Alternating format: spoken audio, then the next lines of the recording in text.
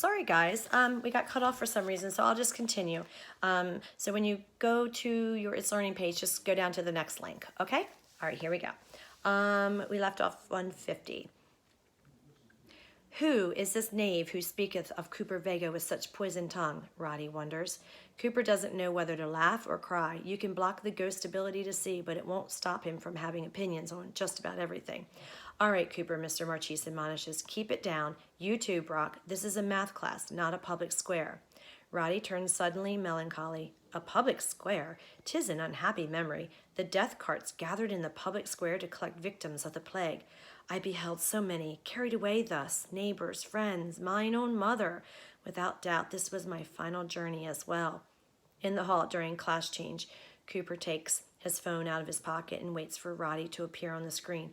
Listen, I'm sorry about the death cart and all that, but you've got to keep your mouth shut while I'm in class or I'm going to get a detention. The churlish boy who torments thee must be taught a lesson in manners, Roddy argues. Let me worry about Brock, Cooper shoots back. You worry about the shutting up part, because if you can't manage it, I'm going to have to leave my phone at home and you with it. Prithee, Cooper Vega, I shall be a veritable mouse. But in health class, when Cooper is asked to name typical allergy symptoms, Roddy begins to rat off the symptoms of the bubonic plague. Sneezing, Cooper begins, runny nose, congestion. Meanwhile, in his ear, Roddy is making his own list. Burning fever, bloody spittle, rotting flesh. Desperately, Cooper tries to tune his ghost out, but it's no use. Watery eyes, rotting flesh, sinus pain, oozing eruptions in the neck, armpit, and groin, death throes. Mrs. Vastroff stares at him. Hold on, Cooper. It's only hay fever. Are you sure you read the chapter? You read the chapter I assigned? By this time, the entire class is laughing uproariously. Everybody stay away from the what's-his-face, Brock hoots. You don't want to catch an oozing eruptions. Red-faced and humiliated, Cooper notices that Jolie is laughing along with everyone else. That's the part that really hurts. At that moment, if Roddy had a real body with a real neck, Cooper could be wringing it. I'm desolate, Roddy apologizes on the way to the gym. I accept thy rage with heavy heart. If I understood that, I'd tell you to stuff it, Cooper retorts. Now listen, you can't come to phys ed because if the phone won't fit in my shorts. You're going in the gym locker. It's not a coffin, so don't get all bent out of shape over it. I'm a spirit, and I am without shape, Roddy tells him. I understand, not thy words. Perfect, Cooper exclaims. You've got a 48-minute gym period to think it over. He throws upon the locker room door and strides inside. Take cover! It's the guy from with the hay fever, comes Brock's bawling voice. More laughter rings out as Cooper disappears inside a blizzard of sweat socks. The only thing worse than being the butt of a joke is being the butt of the same joke twice. Roddy is outraged. Thou must speak up for thy honor, Cooper Vega. No, thou must not do what you promised and zip it. You must do what you promised and zip it. Flushed as much as with annoyance at Roddy as he is with embarrassment, he kicks off his shoes, steps out of his jeans, and pulls on his gym shorts.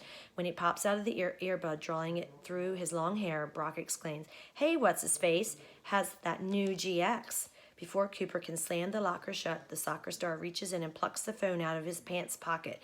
Cooper reaches up to grab it from him, but the taller Brock holds it just beyond his grasp. What do you think he's got on this home screen? Aiden pipes up. Maybe some of these oozing eruptions? Give it back! Cooper leaps for the GX 4000 but comes up a little short.